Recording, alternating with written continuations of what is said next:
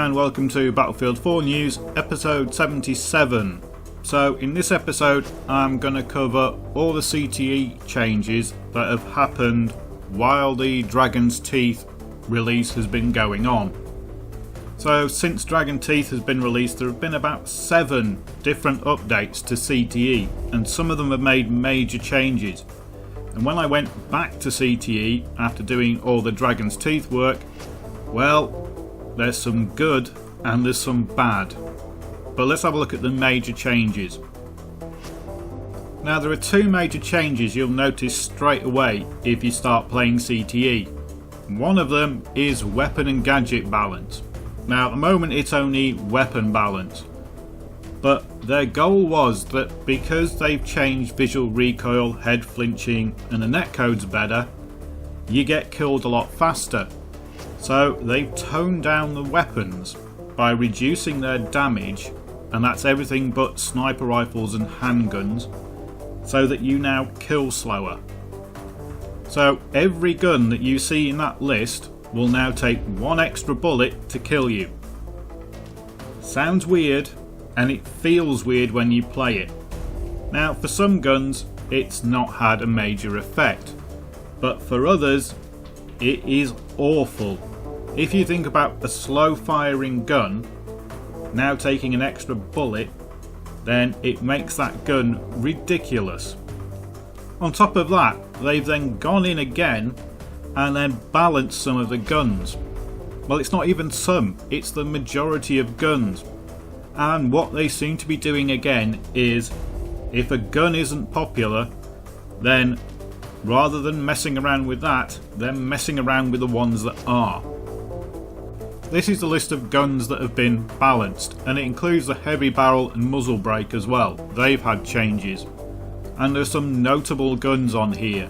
The AWS, the Deagle and the Bulldog. If you've just got to liking those, well, be prepared not to like them anymore.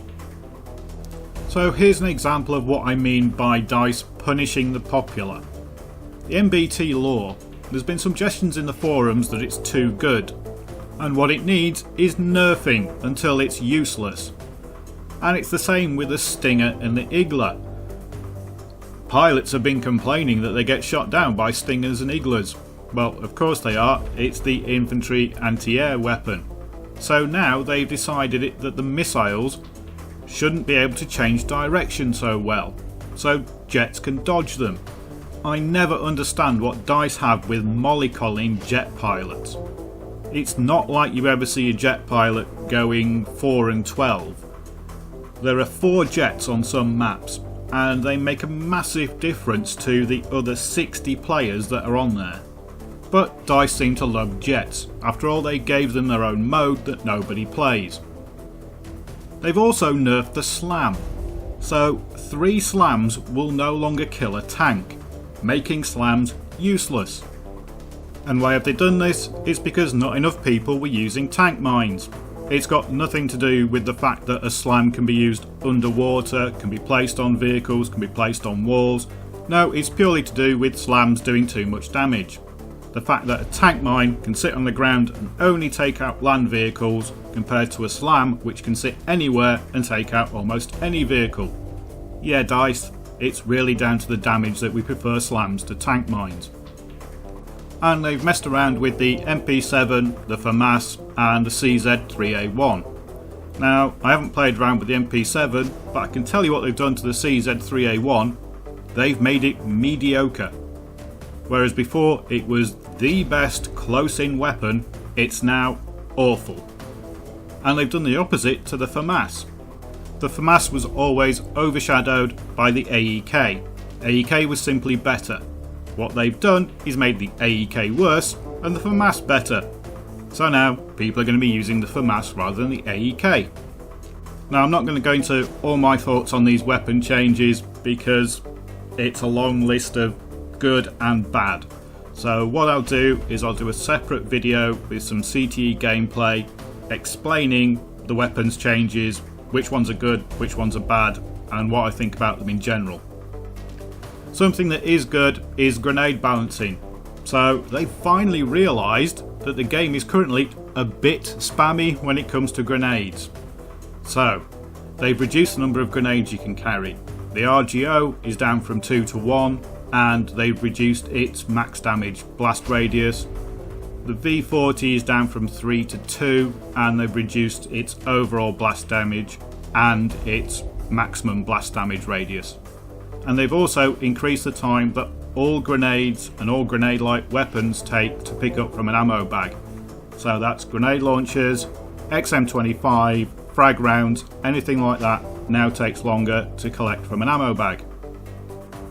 They've also tweaked flashbangs. So when you get hit by a flashbang, your HUD vanishes. At the moment your minimap is still there, but eventually all of your HUD is going to vanish when you get hit by a flashbang. Now you still get the blinding white light and the bang, but this HUD effect lasts for 10 seconds if it's an enemy flashbang that's caused it, and 5 seconds if it's one of your teammates' flashbangs that's caused it.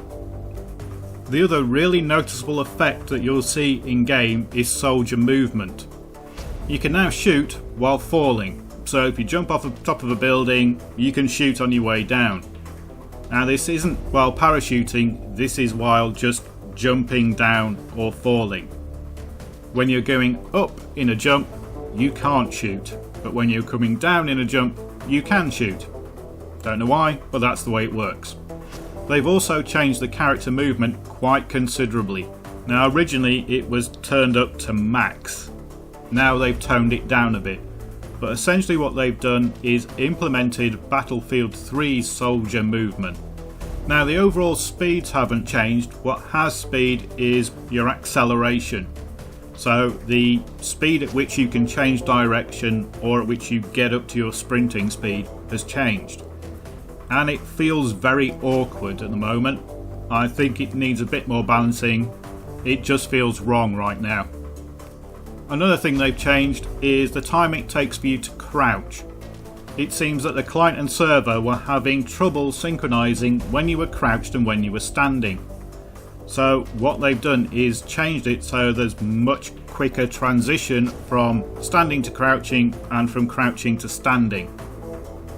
So the animations for all these transitions have been changed. So a stand into a standing crouch, a run into a crouch, run into sneaking, standing into sneaking, walking into sneaking, sprinting into sneaking. All those have changed so that they happen much quicker and there's less likelihood that the client and server are going to argue about what position you're standing in. And to do this they had to tweak the sprint acceleration and deceleration again. So because you transition faster, you need to slow down faster, and they've matched that with you speeding up faster. At the moment it feels a little jerky, but again I'll go into the movement when I do a CTE gameplay video. They've made some changes to the audio levels of footsteps. So the footsteps of enemy soldiers are now louder and the friendly soldiers are now quieter. And enemy soldiers' footsteps are now less likely to get lost in the background noise. However, if the noise is being caused by you, so if you're shooting or if there's grenades going off right by you, you will lose those enemy footsteps. They've made some hit clarity improvements. So what they've done is any hit effects like concrete spraying off walls, blood spraying off players, damage to vehicles is now controlled by the server, not by the client. So instead of the client thinking you've hit somebody when the server says you haven't, the server now tells the client that you've hit something and then it will do the hit effect. An example of this is the new headshot animation. So if you shoot somebody in the head, there's an explosion of blood from their head. That is now controlled by the server, so it only happens when the server has scored a headshot, not when the client thinks you hit them in the head. So you're getting more reliable feedback of where your shots are actually hitting. And again, I'll show you some of these effects, especially this new headshot effect, in a gameplay video. They've started fixing some of the elements in the game that you can't shoot past properly. So things like rocks, statues, gas tanks, all those things with curves or strange edges that you can see past but you can't shoot past. So the sheds in Lumphini Gardens, a wall near D in Lumphini Gardens, the vertical gas tanks that are on Zavod and Nanchar Strike, the Dawnbreaker lion statue, and a different lion statue that's on Shanghai, Dawnbreaker, Flood Zone and Lumphini Gardens, and something they call Tubbles at the gas station on Caspian Border. I think that again is the vertical gas tanks, but I don't know. They've called it Tubbles. Could be anything. Every game mode now, except for Diffuse, has its own round timer at the start. So Diffuse has its own pre-existing one that they've always had, but every round now has a deploy timer. So you'll get a little ready in the bottom right hand corner, which you have to tick. If you tick that, when enough players are ready, the game will go into a countdown for the round to start. If not enough of people are ready after 15 seconds, I think it is, then it will go down into the countdown anyway. And finally, ammunition and health boxes will no longer block revives, so you don't have to shoot your own health box off a player to revive him. It should now revive through the ammunition and health boxes. A day one bug that's finally been fixed. And finally, there's going to be a CTE Camo. So this is going to be a camo in both CTE and the live game that the CTE testers are going to get. Currently there are 3 camos in CTE that aren't in the live game. CTE players can use the DICE camo, the DICE Los Angeles camo and a special CTE camo. So let's take a look at those. So this is the DICE camo that the guys at DICE Stockholm use. So it's black with a few white details on it. So if you've never seen it, that is what a genuine DICE player will be wearing. This is the other DICE camo. This is the DICE Los Angeles camo, and essentially it's a white camo. So it's the opposite of the DICE one. And this camo is called CTE Specialist. And as you can see, it's kind of a mix between the two.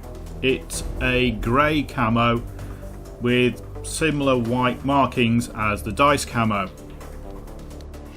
Now as it says here, this isn't the final design for the camo, it's just a step they've made by turning the black parts of the DICE camo grey.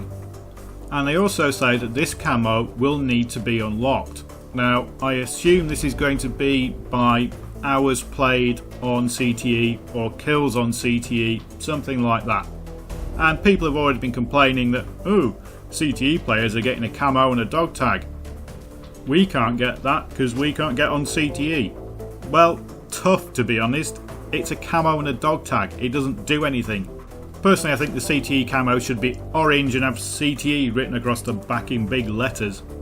Doesn't make any difference. It's just a camo. And that's it. Those are the major changes that have come to CTE recently.